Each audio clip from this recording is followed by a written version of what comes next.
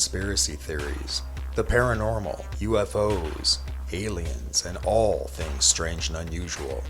This is Black Lotus.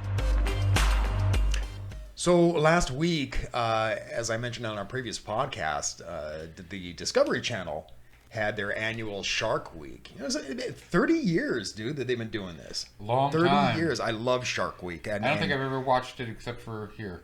Really? Yeah. Yeah. I don't know. I've always really kind of been into it, you know. But I love sharks, and in fact, I love sharks so much that I considered, before I decided on psychology, I put serious consideration into becoming an oceanographer, Yeah. And, but the thing is that I never really gave a damn about the rest of the creatures in the ocean. I cared about sharks, but in order to become a specialist with sharks, you have to. So, like everything else. You know, really, I found out that that's kind of a profession you do out of love and not money. And psychology is too, but not so much like with that. You got to have some dollars in your pocket in order to become an oceanologist.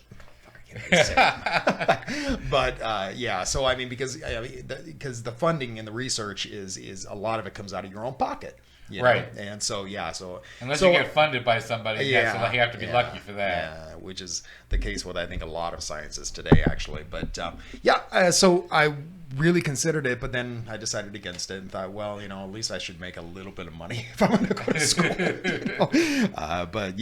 But anyway, so yeah, they had the Shark Week on last week, and I had thought back then, I was telling Ralph, you know, had I known it was going to be on, we should have done a podcast about Megalodon last week, but instead we're gonna talk about dinosaurs today that possibly exist, and but let's start with Megalodon, and its Latin name is Carcharodon megalodon, which literally means shark with big teeth.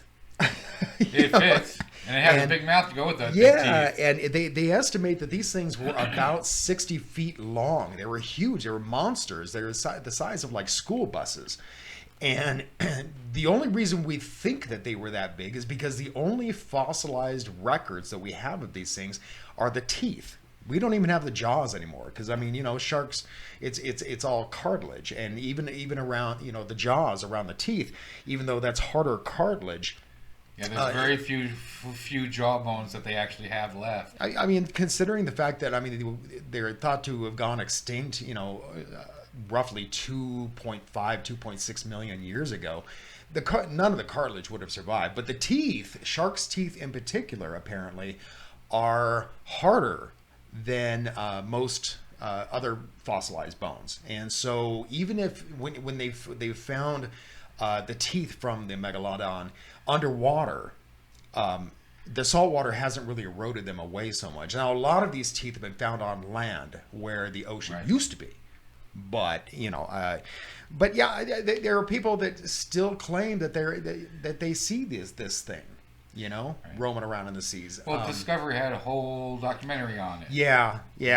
Well, if you call it that. Yeah, well, a year or two ago, they did a documentary on the thing, and they posed it as a real thing. It was 2015, I think. Yeah, and they actually had some footage of it and all that stuff. Well, you know, it was kind of like when they did that mermaid episode that they did. There was a short little blip in the beginning where it was a disclaimer that this is speculative theory and this and that, and it's not real. And but then they presented the whole documentary, including like this specialist in sharks that came out, who was an actor apparently, you know, and so they came out and said no, it was all just bull, and you know, so then this documentary that they did this year was like a huge apology for the thing. I thought it was crap. Yeah, basically what they were doing is they were showing the footage from the original documentary that they came out and said yes, that it was all fake material, and they analyzed each one of those with a expert on subjects about Megalodon and sharks, right, and how plausible it would be that what they said. Yeah. That's not a documentary about anything. Yeah, no, it was all just like a spoof. But yeah, the thing about now, they estimate that it went extinct 2.5 million years ago, but they don't know for sure. And the reason being is because of the fact that these teeth don't erode like other bones do. It makes them harder to determine. Yeah, they're having trouble carbon dating them properly. Right, exactly. Yeah, so they don't really know. But yeah, the thing with, we often talk about cryptids. We talk about the Loch Ness Monster and Bigfoot and all that. But we know these things existed. Where the cryptozoology comes into play is whether or not they still exist today. And personally, I don't think that they do. And the reason I don't think they do is because they're probably closer than to the great white shark than any other shark that we have on Earth right now. And if that's the case, then they would have had the same kind of hunting patterns and that kind of thing that the great whites do. And great whites rarely hunt in the deeper sea. Right. Besides, there's nothing of a proper size for them out in the big sea. They need a lot of something. I mean, so they'd have to be closer to where the sharks are they could eat. Yeah, and it's thought that maybe they exist like in the Mariana Trench and all that. But the fact is that it would be too cold at that depth for a shark that size. And there really wouldn't be enough to eat for a shark that size. That's the big thing, the eating part. Yeah. And so, I mean, if they existed, they would likely be like the great white, and their hunting grounds would be right off the coast, near the shoreline. And people have claimed that they've seen this thing, but there's no valid. Well, yeah, and we talk about having your phone out and taking pictures and stuff. And when I looked online to see what kind of pictures or film or whatever there was of these things, all I kept finding mostly was all this fake stuff from that documentary. Right. There was no actually good footage of anything. And you look at this footage and it's so obviously fake.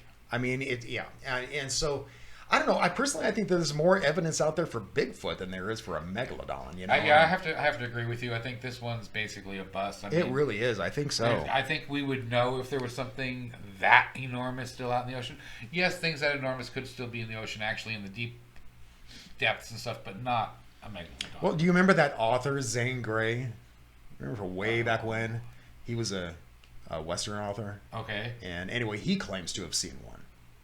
But I think what they're claiming is possibly a mutant great white if they see anything. I want to say I heard that the largest great white ever recorded was something like 35 feet long. Right, and there is an actual breed that averages about 30 feet. And I can see how people would mistake that. I mean, how great whites breach out of the ocean, and you see something that's 35 feet long and that with that kind of girth. I mean, because great whites are monstrous. Even the smaller ones, the ones that are like 15 feet long, they're still just an impressive sight to see. And in the middle of the ocean, you have no scale. Of scale. That's exactly and right. So that 30 foot looks more like 60 feet, which would be megalodon size. Yeah. Yeah. So I think you're right. I think it's just giant sharks and whale sharks and things like that people are seeing. Yeah. So, like you said, I think it's a bust. It really is. As we've said before, we just report this stuff. We don't necessarily believe in all of it. Some things we do, but some things we'll at least give it a chance. Yeah. This one to me is more of I don't think there's much of a chance of this one being a real thing. I think that's a good lesson for people. Don't just blindly follow. And I think a lot of people that are into this kind of stuff do just blindly follow. Even alien stuff, like, Ralph and I do believe in aliens. But I think a lot of the reports that you see, you still got to be skeptical about it. You got to go, well, So, but anyway, let's get on and talk about what we're here to talk about today, and that's the idea that dinosaurs are still living among us today. I have a much more respect that this could possibly be true than the megalodon. Most definitely. I mean, I could see some of this being a little more believable, especially with areas like the Congo and stuff where they can hide in the deep. And that's where most of these sightings occur, and it's not these sightings aren't reported by just anybody. No, they're reported by the tribes people there. Well, the tribes people and also bushmen and the trackers that go out there who know animals. Right. It's kind of like what we were talking about with Bigfoot. How a lot of these people that come report the Bigfoots are people that understand wildlife. They know wildlife. They know the difference between a bear and so on and so forth, and so they know it's obviously not a bear. It's something very different. Well, the same thing is true today with these reports that are coming out of the Congo. And so it's hard to argue that. Now, here's the thing about the Congo is that for years and years and years, it's been an area that has been subject to civil war. So it's not as though serious researchers into this can actually get into the area. And even if they can, the Congo's thick. I mean, it's a thick jungle. So, I mean, these things probably, I shouldn't say probably, they possibly could exist there. Right. If there was going to be a good place for them, that would definitely be it. Mm-hmm. Especially the smaller ones like the raptors and that type of stuff that could easily hide in places where we've never been. See, the idea of a raptor or something that size, I can see that existing. But there's one there that they call Mokele Mbebe. And what that is it's described as having a large body like that of an elephant, but with a long neck and tail. So researchers think that it may be a sauropod like the Diplodocus. And so, even though that's the most widely reported one there, I don't know that could necessarily exist there. Because you're talking about a fairly large dinosaur. Well, excuse me. I've seen reports that people were, reporting T-Rexes. So yeah, well, they don't get much reports like that from the Congo. No. Those reports are coming from other places. In fact, I want to say I heard about one T-Rex sighting that happened over in Arizona. So they're happening in kind of like desert regions. And I saw this one video where these people were taking a video, and this T-Rex just happened to walk by, and they're, come on. If a T-Rex came anywhere near you, you would be dust, Well, even if you're not dust, you would be afraid, very afraid. Least, yeah. Not like, ooh, look it, there's a dinosaur. Like you're at some petting zoo, It was bad. I have to agree. There was another one that was very blurry, the usual blurry ones and stuff like that. The ones that I'm more curious about right now are the pterodactyl and the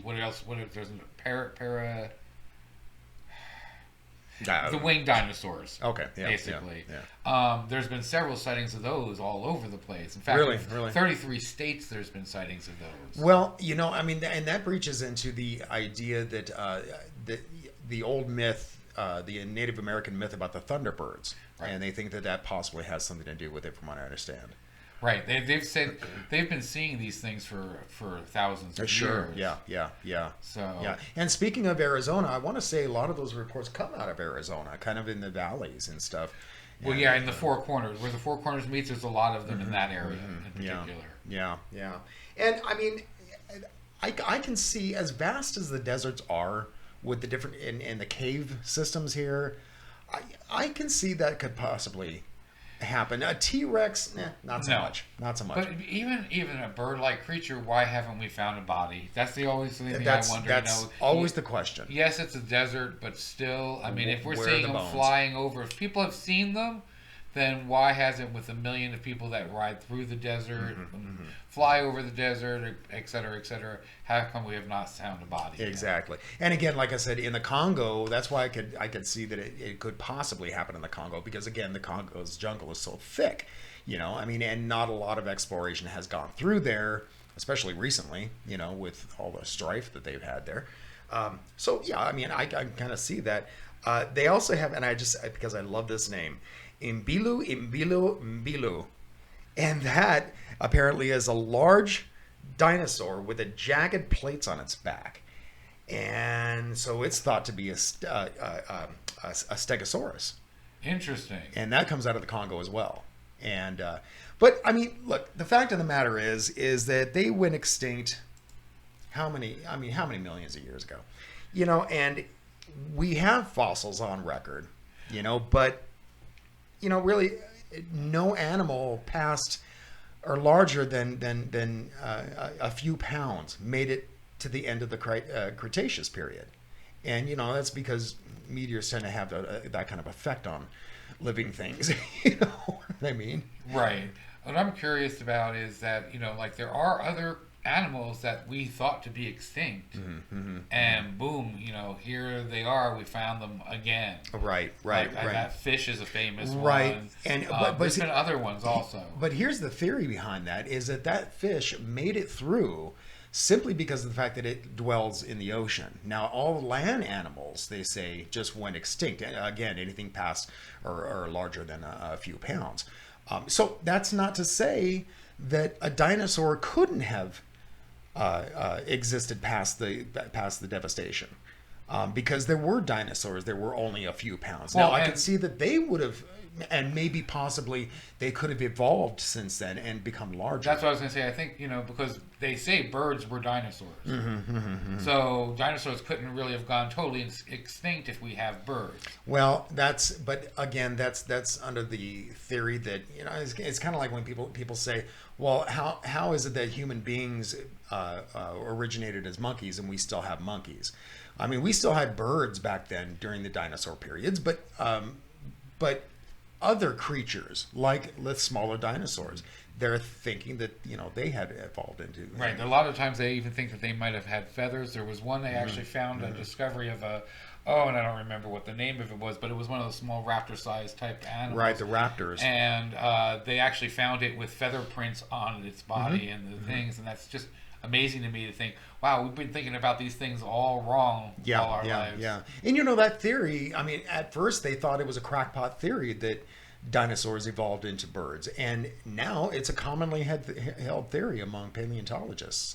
And so, again, any theory that you have today that may seem crackpot, question everything, people. Even question the dinosaurs we know, because now they're saying that somebody has come and admitted that some of the dinosaurs that they've been putting together, they used skeletons from two different ones and have come up with the wrong things. So we don't even know if what we actually know about dinosaurs is even totally true. All right, exactly.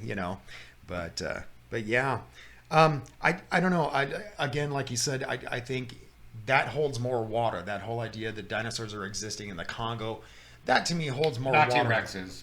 Not T-Rexes. No, I'm talking about the dinosaurs that are reported out of the jungle.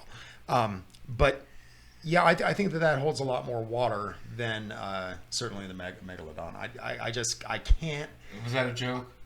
Yeah, well, I can't wrap my head around any kind of belief about the Megalodon existing today. And thank God, because can you imagine if the Megalodon did exist today? It wouldn't matter to me. I don't go in the water. I'm not going in the water anymore either way. With Megalodon or no Megalodon, still sharks out there. Think of all the cruise ships that are out there. And all the smaller fishing boats out there. They wouldn't have a chance against something like this. Swallowed whole. I can't wait to see Meg, though, the new movie. Yes, I'm looking forward to that, too. I want to see it on big screen and in 3D, because the thing looks just... it's going to be a shitty movie. It's going to be a crappy movie, but the effects alone look pretty cool. It might be an okay movie. Yeah. It has a chance of being an okay movie, but...